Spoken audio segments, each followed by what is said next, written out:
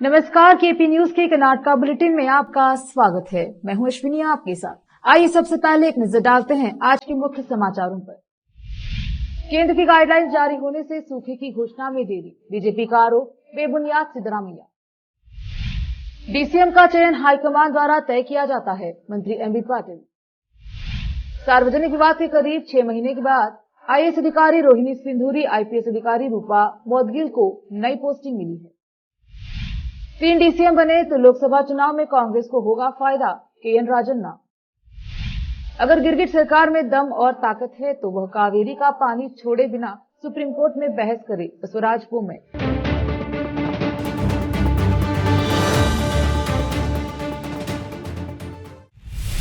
अब समाचार विस्तार से। हुमनाबाद मस्जिद खाजी गरीब नवाज में हजरत सैयद पाशा कादरी चिश्ती बुखारी सजाद नशीन अस्ताना बुखारिया हुमनाबाद की जानिब से आयते करीमा और इज्तिमाई दुआ का एहतमाम किया गया। बाद नमाज जुम्मा आयते करीमा पढ़ा गया, इज्तिमाई दुआ की गई।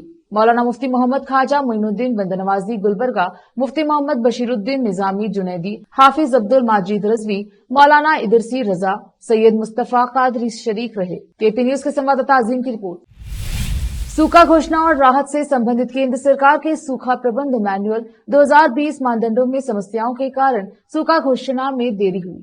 मुख्यमंत्री सिद्धरामैया ने कहा कि अगर इन मानदंडों को नहीं बदला गया तो सूखा प्रभावित इलाकों में राहत कार्य चलाना और पीड़ित लोगों की मदद करना संभव नहीं होगा। उन्होंने इस संबंध में एक मीडिया बयान जारी किया जिसमें सूखा घोषित करने के लिए आवश्यक मानदंडों की समीक्षा करने की आवश्यकता बताई गई है। हालांकि उन्होंने पहले केंद्रीय कृषि मंत्री नरेंद्र सिंह तोमर को पत्र लिखा है, लेकिन केंद्र सरकार की ओर से कोई जवाब नहीं मिला है। उन्होंने कहा कि मानदंडों में बदलाव न केवल कर्नाटक राज्य के दृष्टिकोण से बल्कि भारत गणराज्य के हित में भी आवश्यक है, जो राज्यों और केंद्र शासित प्रदेशों का एक संघ है। मंत्री राजन्ना की 3 डीसीएम पदों की मांग पर मंत्री एमबी पाटिल ने कहा, मुझे केएन राजन्ना के बयान के बारे में नहीं पता है। मैं मंत्री राजन्ना की मांग के बारे में बात नहीं कर रहा हूं। यह उनका निजी मामला है। आपको उनसे पूछना चाहिए। जो भी हो, हाईकमान फैसला करेगा। विजयपुरा में बोलते हुए उन्होंने कहा कि केएन राजन्ना पक्ष या विपक्ष में अपनी निजी राय या बयान नहीं देंगे, लेकिन अगर आलाकमान उनसे राय मांगेगा तो वह अपनी राय जरूर देंगे। धारवाड़ के निकट मुतैया मुरलीधरन उद्योग की स्थापना के बारे में बोलते हुए उन्होंने कहा, जरूरत पड़ी तो पर्यावरणविद सुरेक्षा हेबलीकर से बात करूंगा। उन्होंने कहा कि इसकी जांच की जाएगी। उद्योग को पानी की जरूरत है, जल वितरण का मसला है, इस पर विचार करना होगा। उन्होंने तंज कसते हुए कहा कि जिस जहाज ने कर्नाटका में बीजेपी की नैया डुबोई, ऐसी स्थिति आएगी कि बीजेपी राज्य से गठजोड़ कर लेगी।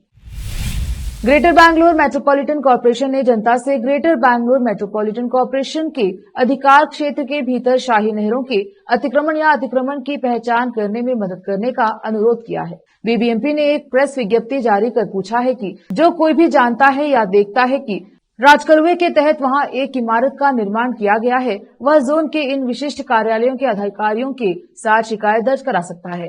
हाल ही में उच्च न्यायालय ने बीबीएमपी को सर्वेक्षण करने और राजनहर के अतिक्रमण की पहचान करने और 10 दिनों के भीतर एक रिपोर्ट सौंपने का आदेश दिया था। इस संदर्भ में बीबीएमपी ने जनता से सहयोग मांगा है। जनता से अनुरोध किया गया है कि वे इस महीने की 20 तारीख तक अतिक्रमण राजकुल क्षेत्र की एक स्पष्ट तस्वीर निर्दिष्ट अधिकारियों को भेजें। 3 डीसीएम बनाने से कांग्रेस को लोकसभा चुनाव में मदद मिलेगी।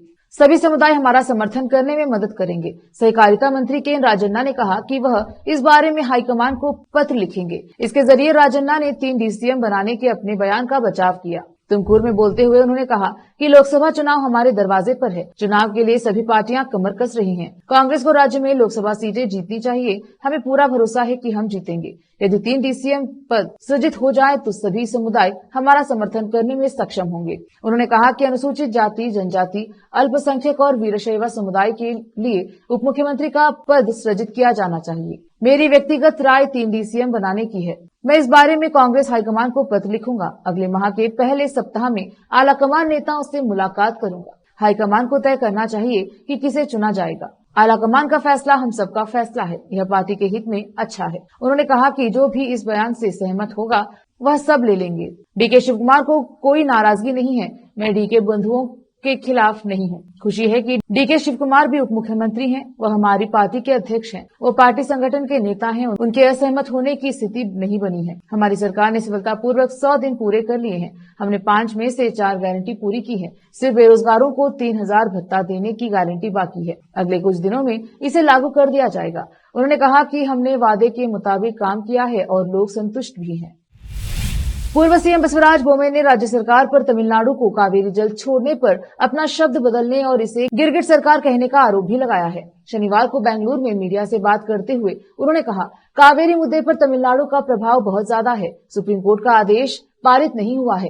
CWMA की बैठक नहीं हुई है, लेकिन राज्य सरकार ने पानी छोड़ने का फैसला किया है।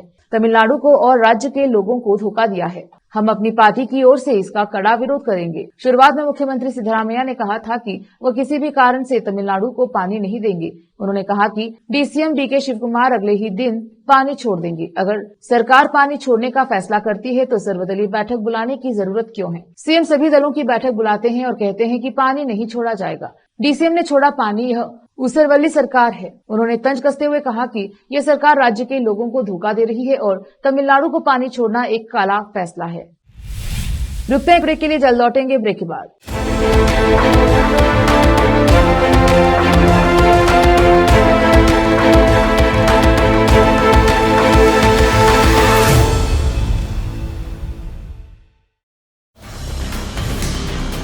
हिंदुस्तान के हर कोने में हम हैं मौजूद। 24 घंटे हालात पर गहरी नजर, खबरों से जुड़े चुपते सवालात और आपको दिखाता है धार्मिक, सामाजिक, राजनीतिक, लोकल और इंटरनेशनल न्यूज की सबसे बेहतर कवरेज, जो आपको रखती है हर पल बाखबर। देश और दुनिया भर की खबर के लिए देखते रहें KP News 24/7।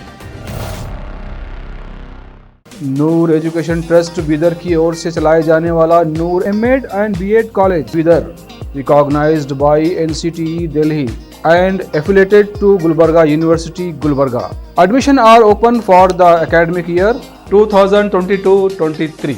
विशेषज्ञ और सक्षम शिक्षकों द्वारा शिक्षा प्राप्त करने के लिए नूर M.Ed and B.Ed कॉलेज में दाखिला लें और शांत वातावरण में शिक्षा प्राप्त करें। बीदर शहर में बेहतर शिक्षा का एकमात्र केंद्र Noor M.Ed and B.Ed college, Shahpur gate, Bidar. Phone numbers 9945283920, 8482221297। शहर बीदर में अनमोल ग्रुप ऑफ रेस्टोरेंट्स की ओर से रॉयल अनमोल फैमिली रेस्टोरेंट और अनमोल रेस्टोरेंट के जरिए लोगों को स्वादिष्ट खानों के जरिए बेहतरीन सेवाएं प्रदान करने के झंडे गड़ने के बाद अनमोल रेस्टोरेंट के मालिकों ने अब शहर बीदर के लोगों की सेवा के लिए कदम आगे बढ़ाते हुए अब शहर बीदर के सबसे व्यस्त इलाके में एक शानदार फंक्शन हॉल अनमोल पैलेस बनाया है। शहर के हैदराबाद रोड पर स्थित ये शानदार अनमोल पैलेस फंक्शन हॉल अपने बेहतरीन लोकेशन, बेहतरीन वातावरण और अपनी खूबसूरती के कारण सबके आकर्षण का केंद्र बन गया है। यहाँ पर खूबसूरत हॉल, दूल्हा दुल्हन के लिए खूबसूरत स्टेज, खुला और हवादार डाइनिंग हॉल उपलब्ध है और साथ ही यहाँ पर अलहदा वेस्ट सेक्शन और VIP सेक्शन भी मौजूद है। अपने बच्चों की शादी, वलीमा और दूसरे फंक्शंस के लिए आज ही दौड़े चले आइए। याद रखिए, अपने सभी प्रकार के फंक्शंस को यादगार बनाने का केंद्र है प्रोप्रिएटर अब्दुल खालिद और मोहम्मद बशारत अहमद की शानदार पेशकश अनमोल पैलेस फंक्शन हॉल। यहाँ पर बुकिंग शुरू हो गई है। फौरन आइए और फंक्शन हॉल बुक करवाइए। Address near APMC vegetable market, Hyderabad road, Bidar 585403। Booking करने और अधिक जानकारी के लिए इस नंबर पर संपर्क करें 8310357864। हिंदुस्तान के हर कोने में हम हैं मौजूद। 24 घंटे हालात पर गहरी नजर, खबरों से जुड़े चुपते सवालात और आपको दिखाता है धार्मिक, सामाजिक, राजनीतिक, लोकल और इंटरनेशनल न्यूज की सबसे बेहतर कवरेज, जो आपको रखती है हर पल बाखबर। देश और दुनिया भर की खबर के लिए देखते रहें केपी न्यूज 24/7।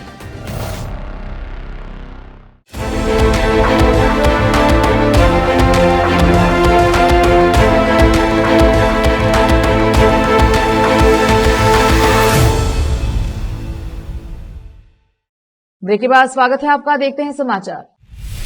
कर्नाटक के मुख्यमंत्री सिद्धरामैया ने कहा कि भारत के संविधान का विरोध करने वाली ताकतें देश को मनुस्मृति के योग में लौटाने का प्रयास कर रही हैं और सभी नागरिकों को सावधान रहना चाहिए। विधानसौधा की सीढ़ियों पर शुक्रवार को अंतर्राष्ट्रीय लोकतंत्र दिवस के अवसर पर बोलते हुए मुख्यमंत्री ने कहा कि मनुस्मृति देश के 95% लोगों को 5% लोगों का गुलाम मानेगी। हमें उन लोगों से सतर्क रहना चाहिए जो संविधान का विरोध करते हैं। ये ताकतें संविधान को नष्ट कर देश को मनुस्मृति के कानूनों की ओर लौटाना चाहती हैं। मनुस्मृति के कानून इस देश की 95% जनता को गुलाम मानते हैं। यह मनुस्मृति द्वारा निर्धारित सामाजिक संरचना है, सिद्धरामैया ने कहा।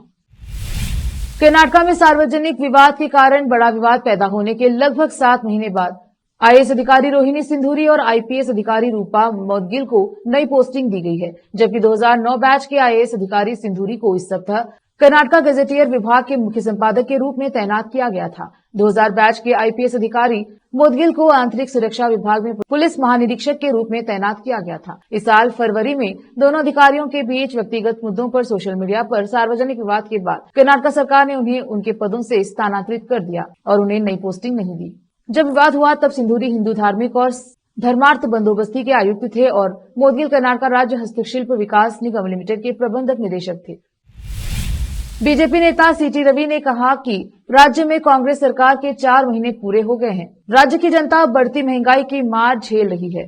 शनिवार 16 सितंबर को मीडिया को संबोधित करते हुए रवि ने कहा, कांग्रेस सरकार ने शुरू से ही कई गलत कदम उठाए हैं, क्योंकि जनता ने इस सरकार को स्पष्ट जनादेश दिया है, इसीलिए अब उन्हें बढ़ती कीमतों का प्रकोप झेलना पड़ रहा है। सरकार ने बिजली दरों और उत्पाद शुल्कों में बढ़ोतरी कर दी है। इसके साथ ही लोगों को सूखे जैसे हालात का सामना भी करना पड़ रहा है। मुझे नहीं पता कि यह संयोग है या नहीं, ऐसा सिर्फ कांग्रेस शासनकाल में ही होता है।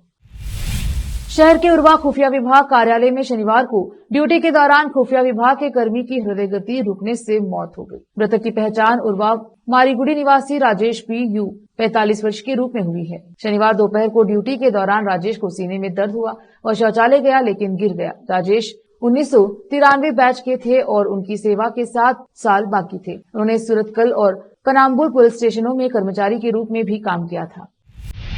फिर से एक नजर आज के मुख्य समाचारों पर। केंद्र की गाइडलाइंस जारी होने से सूखे की घोषणा में देरी, बीजेपी का आरोप, बेबुनियाद सिद्धरामैया। डीसीएम का चयन हाईकमान द्वारा तय किया जाता है, मंत्री एमबी पाटिल। सार्वजनिक विवाद के करीब 6 महीने के बाद आईएएस अधिकारी रोहिणी सिंधूरी, आईपीएस अधिकारी रूपा मोदगिल को नई पोस्टिंग मिली है। 3 डीसीएम बने तो लोकसभा चुनाव में कांग्रेस को होगा फायदा, केएन राजन्ना। अगर गिरगिट सरकार में दम और ताकत है तो वह कावेरी का पानी छोड़े बिना सुप्रीम कोर्ट में बहस करे, बसवराज बोम्मई।